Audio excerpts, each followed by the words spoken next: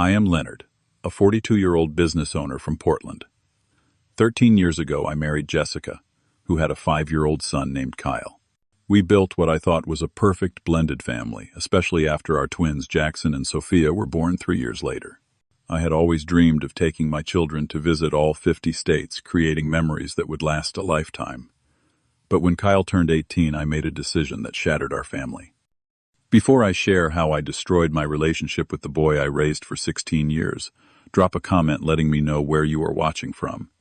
And hit that subscribe button if you have ever had to admit you were terribly wrong. I grew up without a father figure in my life. My dad walked out when I was 4, leaving my mom to raise me alone. I promised myself that when I had kids, I would be the dad I never had. I built my construction business from nothing, working 80-hour weeks in my 20s to create financial stability. When I met Jessica at a friend's barbecue, I was immediately drawn to her warm smile and quick wit. She mentioned having a son early in our conversation, making it clear they were a package deal. Kyle was a shy 5-year-old with shaggy brown hair and Jessica's bright blue eyes. The first time I met him, he hid behind his mother's legs, peeking out cautiously. "Kyle, can you say hello to Leonard?" Jessica encouraged. He whispered a barely audible hi before disappearing back behind the safety of his mom. It took months of patience, shooting hoops in the driveway, helping with kindergarten homework and weekend trips to the science museum, before Kyle began to warm up to me. 6 months into dating, Kyle asked if I could teach him to ride his bike without training wheels. "My friend Ben's dad taught him," Kyle explained, looking down at his sneakers, "and I thought maybe you could teach me." That Saturday morning, in the empty school parking lot, holding the back of his little red bicycle as he pedaled forward, something shifted inside me. The trust in his eyes when he looked back to make sure I was still there gripped my heart. Jessica and I married a year later. Kyle served as our ring bearer, wearing a miniature version of my tuxedo. During the reception, he climbed onto my lap while we were seated at the head table. "Can I call you Dad now?" he asked, his voice hopeful. My throat tightened with unexpected emotion. "I would be honored, buddy." 3 years after our wedding, Jessica gave birth to twins Jackson and Sophia. Kyle, now 8 years old, took his role as big brother seriously. He helped pick out their stuffed animals, read them bedtime stories, and proudly held their hands as they learned to walk. Our family seemed complete. My business continued to grow, allowing us to move into a larger house in a neighborhood with excellent schools. As we became more financially comfortable, I began thinking about my childhood dream, visiting all 50 states with my children, showing them the vastness and beauty of America. I had never traveled as a kid, and I wanted to give my children experiences I had missed. When the twins turned 3, we took our first real family vacation to the Oregon coast. Kyle, 11 by then, had developed a passion for photography. Jessica had given him an old digital camera for Christmas, and he spent hours capturing images of tide pools, seagulls, and dramatic sunsets. His enthusiasm was contagious. "Dad, look at this one," he would exclaim, showing me the screen of his camera. "Do you think I could be a photographer when I grow up?" "With your eye for detail, absolutely," I would respond, genuinely impressed by his talent. Jessica's nursing schedule often meant she could not join us for every trip. As the twins grew older, I began planning more elaborate vacations, a week in Yellowstone, a road trip along the California coast, skiing in Colorado. Kyle's interest in photography flourished, and each trip provided new inspiration for his growing portfolio. Looking back now, I can pinpoint when things began to change. Kyle was 14 when my parents came to visit for the twins' 7th birthday. My parents had never been particularly warm toward Kyle, though they tried to hide it. That evening, after the kids had gone to bed, I overheard my father speaking to my mother in the kitchen. "The twins are definitely Wilsons. Look at Jackson's chin dimple. That is pure Leonard right there. The family resemblance is striking." "Sophia has your eyes," my mother agreed. "It is wonderful to see your legacy continuing." I should have interjected, should have pointed out that Kyle was equally my child. Instead, I smiled, absorbing their approval, their validation of my real children. I did not realize that Kyle had come downstairs for a glass of water and heard the entire exchange, including my silence. After that visit, Kyle began spending more time in his room. At first, I attributed it to typical teenage behavior, but there was a new guardedness in his interactions with me. He still joined family activities and helped with the twins, but something had shifted. When Kyle turned 16, he got his driver's license and a part-time job at a local photography store. His independence gave him a sense of identity, separate from our family. Meanwhile, the twins were growing into their personalities, Jackson sharing my love for building things, Sophia developing Jessica's compassion, and my competitive streak. I began planning more activities focused on their interests. One evening, while Jessica was working a night shift, I was on the phone with my childhood friend Mark discussing upcoming vacation plans. The twins are getting to the perfect age for really appreciating travel, I said. I am thinking about that cross-country train trip next summer. It would be amazing to show them the Grand Canyon, Chicago, Washington, D.C., all the places my dad never took me. Sounds great, Mark replied. All 3 kids will love that. There was a pause before I answered. Well, Kyle will be starting college by then. These trips are really about creating memories with my legacy, you know. I did not know Kyle had arrived home early from his photography club meeting. I did not know he was standing in the hallway, keys still in hand, hearing me distinguish between him and my legacy. The following spring, while the twins were in 4th grade, and Kyle was finishing his junior year of high school, I began planning an epic 2-week road trip through 5 national parks. This would be the first of my dream trips, part of my plan to show my children all 50 states before they graduated high school. One evening, I spread maps and brochures across our dining room table. Kyle noticed my planning and pulled up a chair. Are we going to Glacier National Park? I have been reading about the wildlife photography opportunities there, he said, his eyes lighting up with enthusiasm. There are mountain goats that come right down to some of the trails, and the lake reflections at sunrise are supposed to be incredible. I nodded noncommittally, still working out the details. The truth was, I had already booked 3 plane tickets for myself and the twins. I had convinced myself that Kyle would be too busy with college prep and his summer job to join us. Besides, this trip was meant to be the beginning of a tradition with Jackson and Sophia, my children. Jessica discovered my deception a week later, when she was searching for something in my office, and found the confirmation emails. Leonard, why are there only 3 tickets? She asked that night after the kids were in bed. Where is Kyle's ticket? I shifted uncomfortably on the couch. I figured he would be busy with his job and getting ready for senior year. These special trips are really for my real kids anyway, something I never got to experience with my father. Jessica's expression hardened. Your real kids. Are you serious right now? You have raised Kyle since he was 5 years old. You are the only father he has ever known. It is not the same, I insisted, my voice dropping. Jackson and Sophia share my blood. These trips are a legacy I want to leave specifically for them. That is the most selfish thing I have ever heard you say. Jessica shot back, her voice rising. Kyle calls you Dad. He looks up to you. How can you exclude him like this? Neither of us noticed the front door opening as Kyle returned from his evening photography class. Neither of us realized he was standing in the hallway, backpack still slung over his shoulder, hearing every word. It is different with the twins, I continued stubbornly. Kyle is almost an adult now. He has his own interests. These trips are something special I want to do with my biological children. Dad. The single word spoken so quietly felt like a thunderclap in the room. We both turned to see Kyle standing in the doorway, his face, pale eyes wide with hurt. Kyle, Jessica began, but he cut her off with a raised hand. Is that how you see me? Not your real son? His voice was steady, but his hands trembled. I should have backtracked, should have apologized immediately. Instead, in one of the most regrettable moments of my life, I doubled down. Look, Kyle, you know I care about you. But there are some experiences I want to share specifically with Jackson and Sophia. They are my flesh and blood. I missed out on having a father to take me places, and I want to create those memories with my children. But I am your child too, Kyle said, his voice breaking slightly. At least I thought I was. You know what I mean, I replied dismissively. You are not my real son. These trips are something special I want to do with my biological children. The words hung in the air like poison. Kyle's expression shifted from hurt to something worse, resignation, as if something he had long suspected had finally been confirmed. Kyle, your father does not mean that, Jessica said, fiercely shooting me, a look that could have melted steel. "He is not my father," Kyle replied quietly. "And apparently I am not his son." He turned and walked upstairs, his footsteps measured and deliberate. Jessica was furious.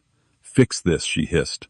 "Fix it now, or I swear I will take all 3 children to my sisters tomorrow." I felt defensive and cornered. He is being oversensitive.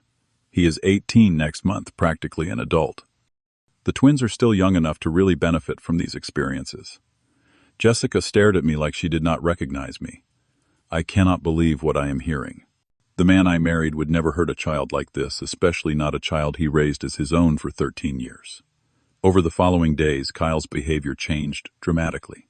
He removed all the family photos from his bedroom, leaving only his photography and pictures with his mother and siblings. He began addressing me exclusively as Leonard instead of Dad. The first time he did it at the dinner table, the twins exchanged confused glances. "Why did you call Dad Leonard?" 7-year-old Sophia asked. "Because that is his name," Kyle replied simply, not meeting my eyes. Rather than recognizing the pain behind his actions, I felt irritated. In my mind, Kyle was being childish, making a big deal out of nothing. I convinced myself he would get over it. He did not. As Kyle's high school graduation approached, the tension in our house became unbearable. He excelled academically, was accepted to several prestigious colleges with photography programs, and even won a statewide competition with his portfolio. Jessica attended all his events and celebrations, while I made excuses to miss several, still nursing my resentment over what I perceived as his overreaction. My parents visited the weekend before graduation and made matters worse with their thoughtless comments. "It is nice that Kyle is doing well," my mother said over dinner, "but it must be so much more special to see your actual children achieving things." I noticed Jessica's hand tighten around her fork, but she said nothing, having already fought this battle with me countless times over the past months. Kyle excused himself from the table early. The day of Kyle's graduation dawned bright and clear. I had purchased an expensive professional camera as his gift, believing it would smooth over our difficulties. Jessica had warned me repeatedly that material gifts would not fix what I had broken, but I dismissed her concerns. Before the ceremony, our family gathered outside the high school for photos. Kyle had positioned Jessica and the twins for a shot when I stepped forward to join them. "Excuse me, Leonard," he said politely but firmly. "I would like some pictures with just Mom, Jackson, and Sophia first." "Do not be ridiculous," I replied. "I want to be in the family photos." Kyle lowered his camera slightly, his expression neutral. "These are my graduation photos, and I get to decide who is in them. Right now, I would like pictures with my mother and siblings." Jackson tugged at my hand. "Dad, why does Kyle not want you in the pictures? Did you do something wrong?" Before I could answer, Kyle responded, "Your dad did not do anything wrong, buddy. We just have different understandings about what makes someone family." The public rejection stung sharply, especially as other parents glanced our way curiously. Jessica gave me a look that clearly said, "You brought this on yourself." After the ceremony, as families mingled on the football field, I approached Kyle with his wrapped gift. He accepted it with a polite thank you, but when I attempted to hug him, he stepped back. "Kyle, this has gone on long enough," I said, frustration bubbling over. "You are making everyone uncomfortable with this behavior." Something hardened in his expression. "I am sorry if my boundaries make you uncomfortable, Leonard, but I am done pretending you are my father. You made it crystal clear where I stand with you. You raised me for 16 years, but when it mattered, you showed me I was never really your son." "That is not what I meant," I began. "It is exactly what you meant," he interrupted. "You specifically said, 'I am not your real son.' Those trips are for your real children, your legacy. I have accepted that. Now, you need to accept that I am no longer going to call you Dad or pretend we have a father-son relationship." Jessica had approached with the twins, overhearing the exchange. "Come on, kids," she said to Jackson and Sophia. "Let's go to the car. Kyle will meet us there in a minute." As they walked away, Kyle turned to follow them. "We are not finished here," I called after him. He paused, looking back over his shoulder. "Yes, we are. Congratulations on your real family, Leonard. I hope those special trips are everything you dreamed they would be." I stood alone amidst the celebrating families, the gift bag dangling uselessly from my fingers. For the first time I saw clearly what I had done, the immense pain I had caused the boy who had once looked at me with such trust and admiration. I sat in my car in the emptying school parking lot, the graduation program crumpled in my hand. My mind replayed memories like a slideshow, 5-year-old Kyle learning to ride his bike, looking back to make sure I was still holding on. 8-year-old Kyle proudly holding newborn Jackson and Sophia. 12-year-old Kyle showing me his first decent photograph, seeking my approval. 16-year-old Kyle receiving his driver's license, high-fiving me in the DMV parking lot. What had I done? How had I convinced myself that blood was more important than the 16 years of love and trust we had built? The devastating realization crashed over me in waves. My chest physically ached as I finally understood the depth of my betrayal. I drove home slowly, dreading facing my family. When I arrived, Jessica was in the kitchen making sandwiches for the twins. Her expression was cold when I entered. "Where's Kyle?" I asked. "Upstairs packing. His photography internship starts next week in Seattle, but he is leaving tomorrow to stay with my brother until then." Her voice was flat. "He does not want to be here right now." "Jessica, I messed up. I need to talk to him." "No," she cut me off firmly. "You do not get to ease your conscience at his expense. Not today. He deserves this celebration without you making it about your guilt." I heard footsteps on the stairs and turned to see Kyle coming down with a duffel bag. He nodded briefly in my direction but said nothing. "Kyle," I started, "Save it," he interrupted. "I have had enough hollow words. I am going to Uncle Mike's tonight. I will be back to get the rest of my stuff next week while you are at work." "Are you coming on our summer trip?" Sophia asked innocently, unaware of the tension filling the room. Kyle knelt down to her level. "Not this time, Soph. This trip is special for you guys with your dad." "But you always come with us," Jackson protested. "Things change as you grow up," Kyle explained gently. "But I promise to show you all my cool pictures when I get back from Seattle." He hugged the twins, tightly kissed his mother's cheek, and walked past me without a glance. The sound of the front door closing behind him felt like the period at the end of a 16-year sentence. That night I could not sleep.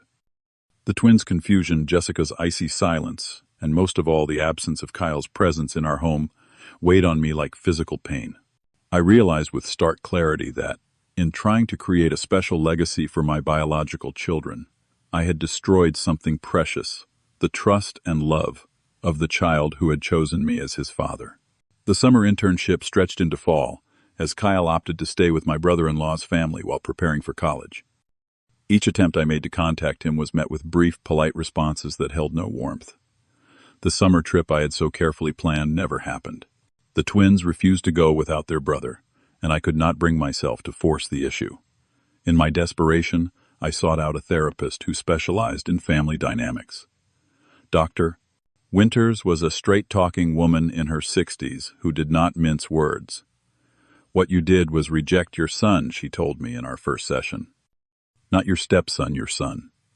The boy who called you dad for 13 years. The child you taught to ride a bike and drive a car. You rejected him in favor of a biological connection that means far less than the relationship you built together." Her words stung, but I needed to hear them. Over weeks of therapy, I began to understand my own issues, how growing up without a father had created a desperate need to establish my legacy through my biological children. How I had unconsciously viewed Kyle as temporary, always holding back a piece of my heart in case he rejected me first. The irony, Dr. Winters pointed out, is that you created exactly what you feared, the loss of a child. But you were the cause, not the victim.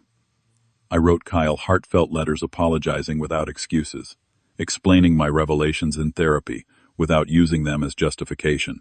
For months, there was no response. Jessica and I entered counseling together. Our marriage hung by a thread, her trust in me deeply damaged by what she saw as a betrayal not just of Kyle but of our entire family.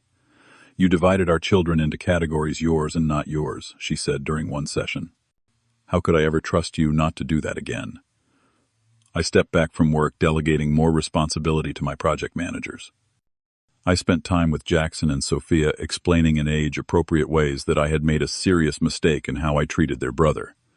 "Is that why Kyle does not call you Dad anymore?" Jackson asked. "Yes," I admitted. I hurt him very badly by making him feel like he was not truly part of our family. But he is our brother, Sophia insisted. That makes him family. You are wiser than I was, I told her, my voice breaking.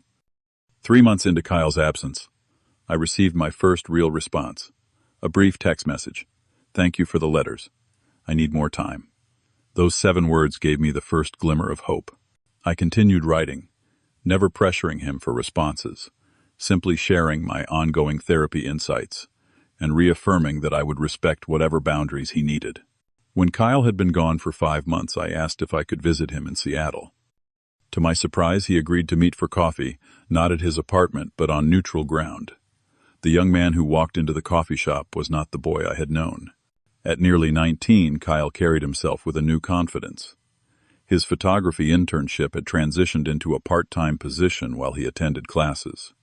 He greeted me with a handshake, not a hug. You look well, I said awkwardly as we sat down. I am, he replied. The photography program is challenging, but exactly what I wanted.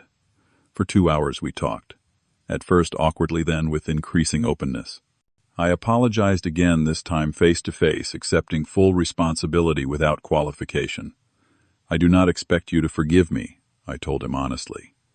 What I did was unforgivable. I just want you to know that I recognize now that you were always my son in every way that matters. I was too blinded by my own issues to see it. Kyle was quiet for a long moment. I used to think that when you married Mom you were saving us, he finally said. But over the years I realized there was always a difference in how you saw me versus the twins. Little things I tried to ignore. That trip was just the moment you finally said out loud what I had suspected for years. His honesty cut deep, but it was deserved. I cannot just go back to calling you Dad, he continued. That relationship is altered permanently. I am not saying it can never be rebuilt, but it will have to be something new, something we both choose consciously. I understand, I replied. I will accept whatever relationship you are willing to offer. Before we parted, Kyle showed me some of his recent photographs. His talent had grown tremendously, his unique perspective capturing beauty in unexpected places. I felt a surge of pride that I had no right to claim, but that filled my heart nonetheless. 6 months after graduation, Kyle returned home for the twins' 8th birthday. The household was tense at first, but the children's excitement broke through the awkwardness. During the celebration, I announced a family decision. We have been talking about summer plans, I said carefully. If everyone agrees, we thought we might take that national parks trip that got postponed. All of us together. I looked directly at Kyle. In fact, we were hoping you might help plan the photography opportunities, since that is your expertise. Kyle studied me for a long moment before nodding slightly. I would like that. That evening, as he was helping clean up after the party, Kyle and I found ourselves alone in the kitchen. Thank you, he said quietly, for including me in the trip planning. The trips were never meant to exclude you, I admitted. That was my failure, not your shortcoming. He nodded, considering my words. I have been thinking about what you said in your letters about building something new. I am willing to try if you are. Relief flooded through me. I am, more than anything. As he turned to leave the kitchen, he paused. Good night, Dad. The word was tentative testing, not the same as before, but it was a beginning. Over the following years, our relationship slowly rebuilt itself into something different but genuine. Kyle graduated college with honors in photography. I was the one who helped him set up his first exhibition, hanging each photograph exactly as he directed, proud beyond measure of the talented, resilient young man he had become. I learned the hardest way possible that family is not defined by blood but by love, by showing up, by choosing each other day after day. The family trips now include Kyle whenever his schedule permits, but more importantly, I make time for one-on-one trips with each of my 3 children because they are all equally my children regardless of biology. Have you ever had to rebuild trust with someone you hurt? Drop a comment below sharing your experience. If this story resonated with you, please hit that like button and subscribe to hear more stories about family forgiveness and growth. Share this with someone who might need to hear that it is never too late to acknowledge a mistake and begin making amends. Thank you for listening to my story, and remember, the family we choose is often the strongest bond of all.